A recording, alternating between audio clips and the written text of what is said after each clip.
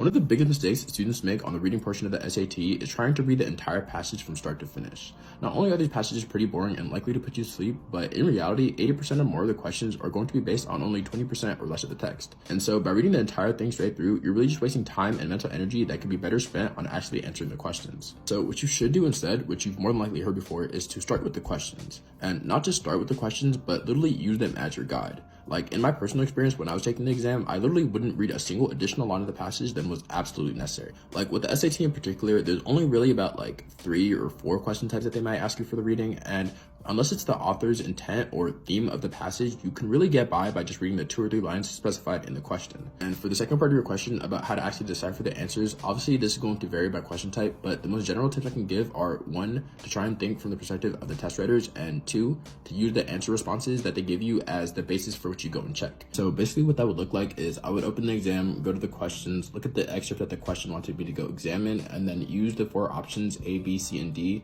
and essentially just do a guess and check of like, does A make sense given what they told me? No. Does B make sense? No. C? No. And so therefore my answer would be D. And obviously that's an oversimplification because there's usually 1 or 2 candidates that can both plausibly be the answer. And in situations like those, that's where being able to think from the perspective of a College Board writer is particularly helpful. And so as always, if you found any of that helpful, consider hitting the follow button. Let me know if you have any questions, and thanks for watching.